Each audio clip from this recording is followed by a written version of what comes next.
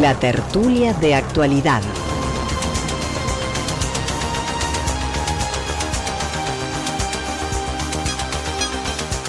En la tertulia de actualidad estamos esperando en poder contactar con Ángel Ferris, más técnico, pero mientras vamos a presentar a dos nuevas voces que se incorporan hoy al elenco, al equipo de colaboradores de Feministas de Benidorm. Empezamos por la señorita Tatiana Ponseti, que es periodista malagueña, residente en Viena, Austria, y que entre otras funciones es la responsable de Twitter de Podemos Extender. Buenas tardes, buenas noches, Tatiana, ¿cómo estás? Hola, buenas tardes, buenas noches. Gracias por tenerme aquí esta noche o esta tarde. Se te escucha muy, muy raro, qué extraño, como muy lejos. ¿Muy lejos? Ay, no sé. Sí. A ver, Voy a se escucha intentar. con mucho eco, muy lejos. Espero, Y no sé si mejor así. ¿tienes abierto el canal de comunicación con la radio, el enlace normal? Sí, la cierro ya. Apágalo. Mejor. Apaga el enlace y se te escucha mejor. Sí, lo tengo apagado. Tengo todo Bien. apagado ya. Disculpa.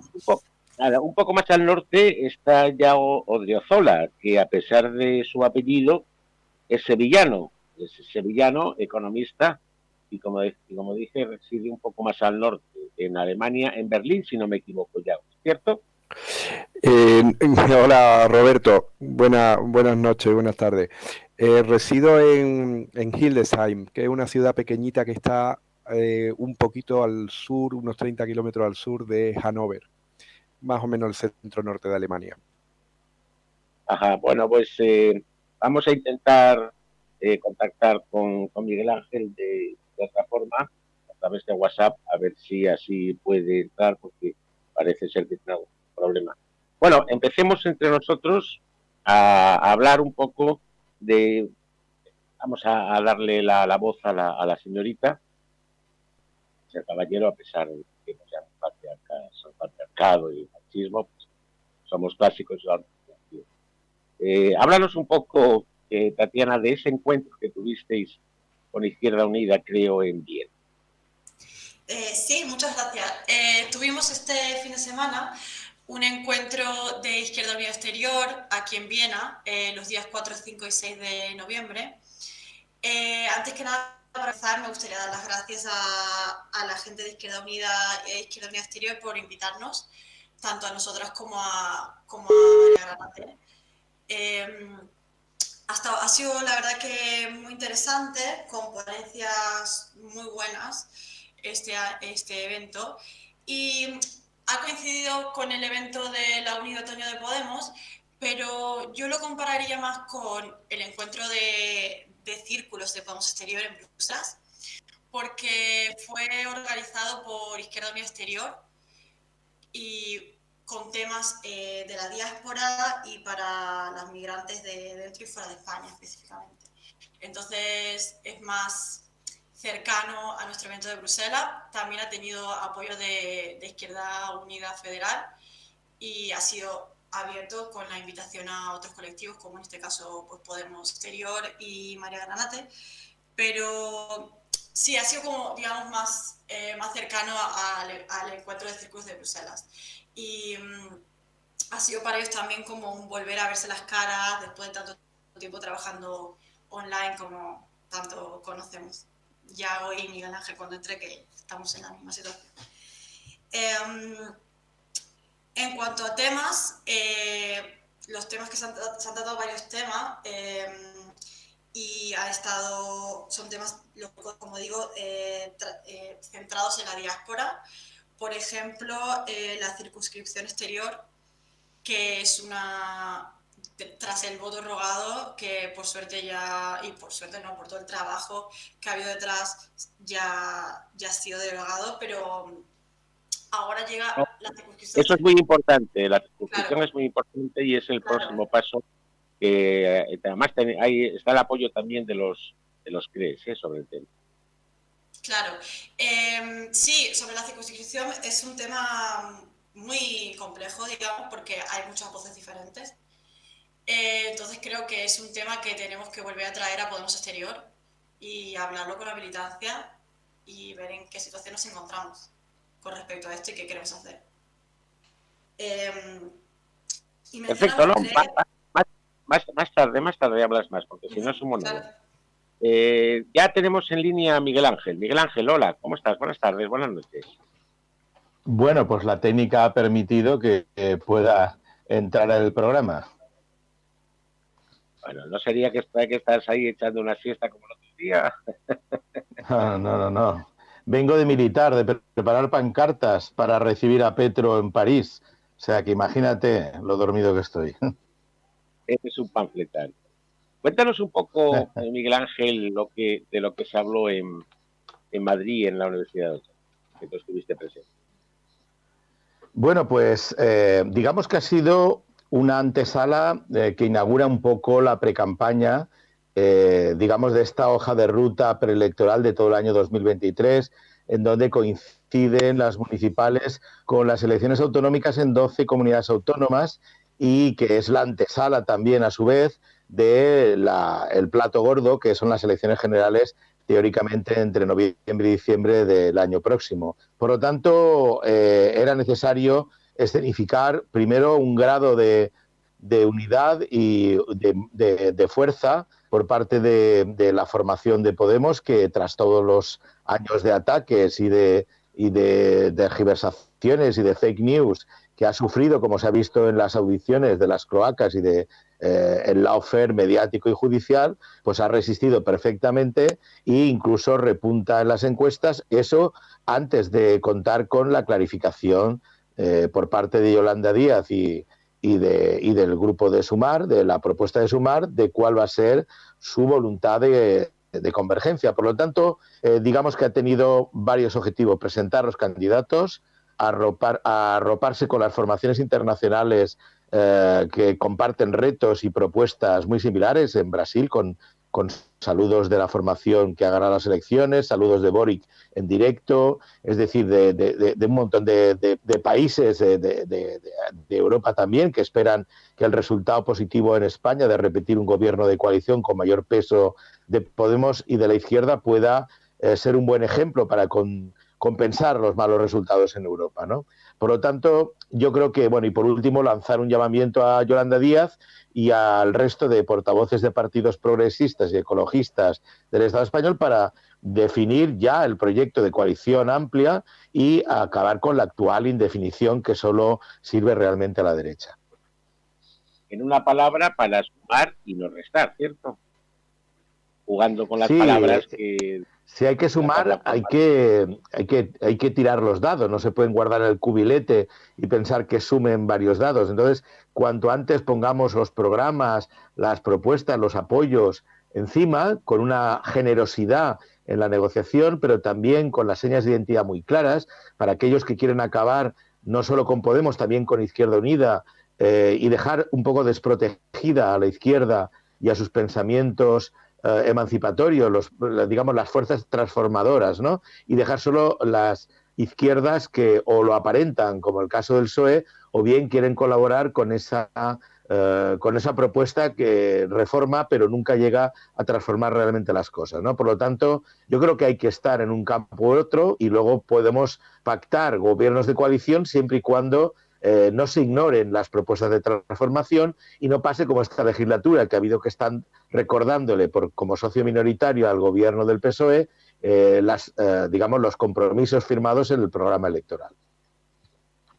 Tatiana, ¿qué repercusión tuvo en el encuentro con Izquierda Unida que tuviste en Viena? ¿Qué repercusión tuvo, si la tuvo, los mensajes que lanzó Pablo Iglesias al final el propio domingo? La verdad es que no ha tenido repercusión, no se ha comentado. Como digo, el evento ha sido más centrado en la diáspora y en la migración. Entonces, no se ha hablado tanto a nivel estatal. No se ha hablado nada de eso. Y hubo ¿Y se llegó a algún acuerdo final o lo que dijiste anteriormente del tema de la sustitución de este? Hay conclusiones que se han sacado, pero sí, de cara al trabajo que vamos a tener los militantes de la diáspora, yo creo que todos los militantes de izquierda, tanto de Podemos como de Izquierda Unida, de cara a lo que se viene en los próximos meses y a los proyectos que tenemos que trabajar para tejer también redes en nuestros espacios, para mejorar los derechos de los migrantes, tanto aquí como en España también. Perfecto.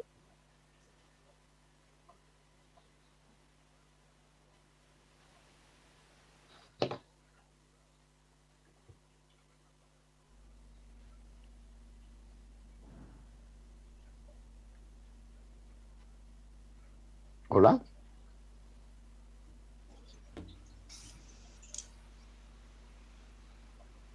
Hola. Hola, parece que Roberto se ha quedado sin... Hola, ¿ahora se me oye? Sí, ahora sí, ahora sí. Y, bueno, pues estaba hablando que vamos a cambiar de tercio, vamos a hablar de un poco de los actos, de las primeras decisiones sobre la Ley de Memoria Histórica y Democrática que han levantado ampollas. El primero así importante fue la exhumación de los restos de Queipo de Llano de la Macarena. Para esto tenemos un sevillano con apellido vasco que nos puede hablar un poco de las burradas que hizo este señor en la Sevilla y en la Andalucía en los años, o sea, en los años 36, 37 sobre todo. Tuyas son los micrófonos, claro.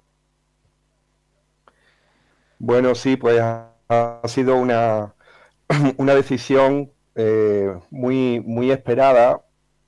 Increíble que hubiese tanta controversia y que haya habido tantas reacciones, porque verdaderamente la presencia de los restos de Queipo de Llano, del auditor Borges y de la mujer de Queipo de Llano en la Basílica de la Macarena, a unos 300 metros del Parlamento de Andalucía. Quien haya visitado Sevilla, pues conoce perfectamente.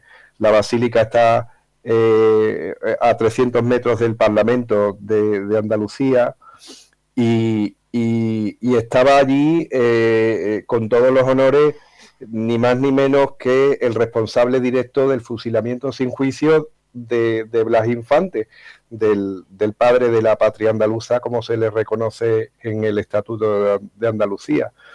Blas Infante fue, entre otros 14.000 andaluces, fue fusilado sin juicio el verano fatídico del golpe de Estado y fue llevado a la carretera de Carmona con todo el pleno del ayuntamiento, toda la parte republicana del ayuntamiento de Sevilla, el alcalde, el teniente alcalde, diputados, y fueron fusilados allí. Entonces se le hace había tal contradicción en Sevilla que salía una comitiva del Parlamento de Sevilla todos los 11 de agosto a rendirle homenaje a Blas Infante al sitio que fue fusilado, porque Blas Infante está en una fosa común en el cementerio de Sevilla, y se le rendía homenaje en el sitio donde fue fusilado, porque sus restos no están identificados y no se ha hecho exhumación de los restos de Blas Infante, y se pasaba por delante de la Basílica de la Macarena, donde estaba con todos los honores el responsable máximo de este fusilamiento. Era una contradicción muy grande que vivía la ciudad, una contradicción muy grande que vivía la propia hermandad. Eso me recuerda mucho a una anécdota que pasó en Chile hace años, donde la defensa, después presidenta Michelle Bachelet, tuvo que convivir en el mismo edificio varios años con el asesino de su padre. Es decir, ella vivía en un octavo y el asesino de su padre vivía en un sexto. Entonces, eso me hizo recordar esa No sé si escuchasteis un poco la editorial, que ahí había unos cortes de unos discursos tipo podcast en la historia para así de la radio, que fue el de Keiko de Llano, cuando animaba a las tropas franquistas, a las tropas moras y a los legionarios a violar a las mujeres, porque a las mujeres de los rojos, porque según él les gustaba practicar el amor libre. ¿Qué pensáis sobre esto y sobre todo qué piensa Tatiana como mujer? Y me gustaría también escuchar el pensamiento de Ferris, porque tiene raíces andaluzas y sevillanas. Adelante, Tatiana. Vale, muchas gracias. La verdad es que es muy interesante la editorial, la he escuchado con un mensaje muy, muy importante. Sobre el tema de la Macarena, o sea, de la ley de memoria histórica, es un paso muy importante que se está dando y al final pues era necesario esto, que parece que son estas cosas que no importan ya porque han pasado hace mucho tiempo, pero la historia es muy reciente y nos duele como ciudadanía y como andaluces y como personas. Entonces creo que es súper importante lo que está pasando y lo que se está haciendo. Y como se está, al final esto también, esa ley además también va a tener unas repercusiones muy importantes para la diáspora y para las personas que están luchando por la nacionalidad. Por tanto, es una alegría y un aplauso que tenemos que darnos. Perfecto, estate tranquila que te hace poco. Miguel, coméntanos un poco. Sí. Te recuerdo que habrá pasado.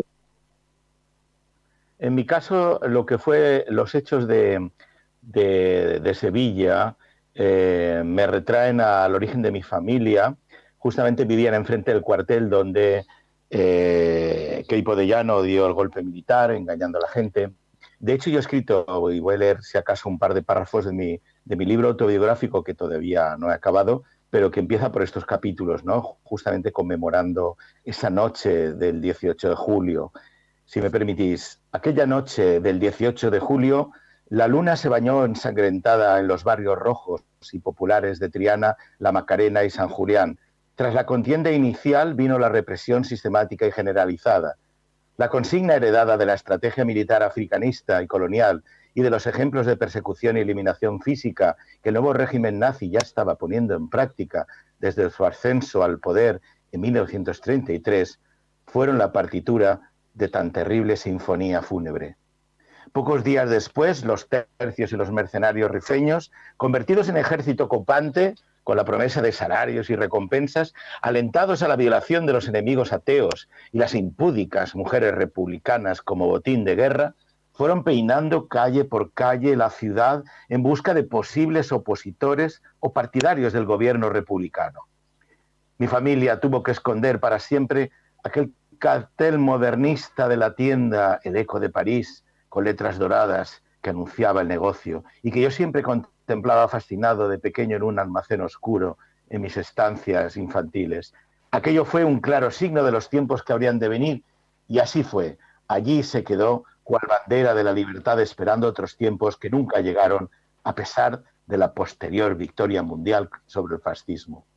Bien, esto es un trocito de la autobiografía, y quería decir también que, aparte de el número de asesinados por parte de Queipo de Llano, 45.000, es muy parecido, imaginaros, a los 50.000 que enviaron de la División Azul a combatir a favor del fascismo. Imaginaros la masa de gente, y a estas alturas tenemos a 110.000 las cunetas. Andalucía hay una página web que recoge, los compañeros de la CGT han hecho para recoger todos los que han asesinado, y realmente a estas alturas hay subvenciones a las familias todavía y reconocimientos a los que lucharon en la División Azul.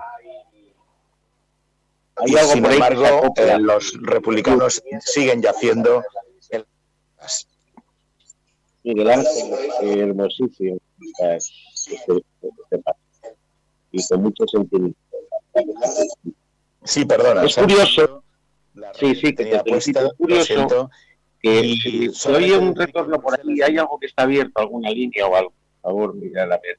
Contra el fascismo de España, y eso es una vergüenza. Cada vez que vuelvo a España me doy cuenta, cuando habla con Ana Hidalgo, la alcaldesa de París, inaugurando una plaza para una de las ministras luchadoras, que fue Federica Montseny, y ella siente y baja la vista cuando le recuerdo que en España, después de casi 60 años, no hay todavía un predominio de reconocimiento a los luchadores fascistas, sino que hay todavía muchos más signos del franquismo.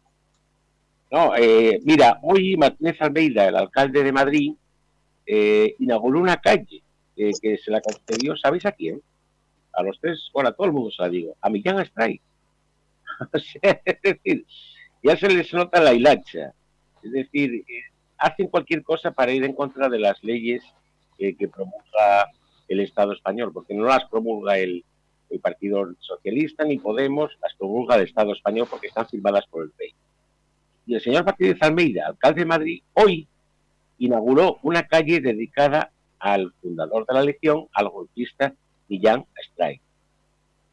Y también no sé si os habéis enterado de lo que dijo el candidato Feijóo en Argentina sobre la guerra civil, que eran unas luchas de abuelitos, son unas peleas de abuelitos, como si fueran unas chiquilladas. Es decir, ¿qué pensáis de esto? Y la verdad que todavía, un montón de años después, la gente siga apoyando esas auténticas burradas, a mí me parece de vergüenza. ¿Qué opinas tú, Yago? Bueno, pues en parte creo que se pueden decir estas cosas porque hay una desmemoria programada. Yo creo que estas cosas tienen cabida y no se le echa a todo el mundo encima. A Almeida cuando decía seremos fascistas pero sabemos gobernar, pues hoy lo está demostrando con esa inauguración y con lo que dice la derecha y con lo que dicen luego otros muchos con un pensamiento instalado, ¿no? de estas dos bandos, la equidistancia, etcétera, es producto de una desmemoria, ¿no? Yo quería, en el recuerdo a Blas Infante, quería hacer constar que el ayuntamiento de ese momento, que era en su mayor parte, o había una gran representación socialista, fueron ejecutados de la misma manera. Luego ha habido en Andalucía gobiernos del PSOE con mayorías absolutas, compartiendo mayoría absoluta con dos andaluces que fueron presidente y vicepresidente en el gobierno de España. Y a ellos no les gusta hablar de memoria democrática. Felipe González le dijo que no le sonaba bien la ley que reformaba la ley de Zapatero, que tampoco le gustó la ley de Zapatero. Ellos no hicieron absolutamente nada. En los planes de estudio no se estudia. Yo soy un estudiante que hice mi bachiller en los años 90 y no estudié nada del franquismo, la posguerra y la represión, etcétera. Entonces, lo he tenido que estudiar después en la carrera y poco menos que casi que autodidacta, ¿no? Es decir, hay una desmemoria programada. El pueblo está sin armas para aceptar estas mentiras y estas cosas tan indignas, y puede convivir, pues como decías, con el asesino en la planta o sea, puede convivir los hijos de los asesinados con la memoria del asesino. Entonces, a mí me parece que hay una responsabilidad, que no es una cosa que ocurra porque sí, sino porque se ha querido establecer una amnesia colectiva en base a unos argumentos que yo todavía no los tengo claros por parte del PSOE. La derecha tampoco lo hizo en su momento. Yo leí en su momento un artículo del País que me parecía muy sensato, de la que fue luego su directora, de Soledad Gallego, que decía Franco lo tuvo que sacar Aznar, ¿no? Porque le correspondía a él como como presidente de una derecha democrática, desligarse de su pasado franquista y además contener a las hordas de nostálgicos. Pero claro, la derecha no lo hizo, pero es que el PSOE tampoco. Entonces tenemos una desmemoria, tenemos un gran peso todavía de toda la simbología, tenemos ese franquismo sociológico que no se ha hecho nada por luchar y ahora el cemento está duro, entonces ahora hacer las cosas es muchísimo más difícil. Bueno, tenemos que ir terminando, se nos quita el tiempo. Quiero daros 2 noticias nada más. Una, que el próximo en sacar de algún lado va a ser Milans del Bosch, que está enterrado en el Alcázar de Toledo.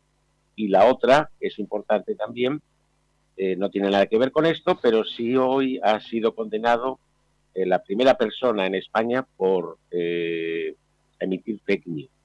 Un guardia civil que ha sido condenado a 1 año y medio de cárcel y 1.600 euros por decir que unos un marroquí había agredido a un español, cuando las imágenes eran de China de hace 5 años. Tenemos que despedirnos, ya que nos come el tiempo. Rápidamente, Tatiana, ¿cómo te has sentido en el programa? Muy bien, muchas gracias por invitarme. Ha sido muy interesante escucharos y me alegro mucho de estar aquí esta noche y esta tarde. Muchas gracias. Yago, ¿tú cómo te has sentido? ¿Cómo te has visto? Pues estupendamente, Roberto. Agradezco mucho la invitación y me pongo a disposición vuestra para cuando queráis. Compartimos de nuevo reflexiones y pensamientos. A Miguel no le pregunto porque es amigo. Sí, de todas maneras tengo que agradecer la cantidad de gente de distintos países y realidades que pasa por este programa de la diáspora, que refleja cada vez más, digamos, ese fenómeno histórico que ha sido reciente, pero que también responde a la trayectoria de un país que nunca ha dado lo mínimo o lo adecuado para tener una vida con dignidad. Por lo tanto, encarecer al resto de militantes y simpatizantes y gente que se mueve en nuestro entorno a que participen en estos programas. Gracias a todos, Roberto, y a su equipo. Pues gracias a vosotros, hasta más ver y nada, vamos a una tanda.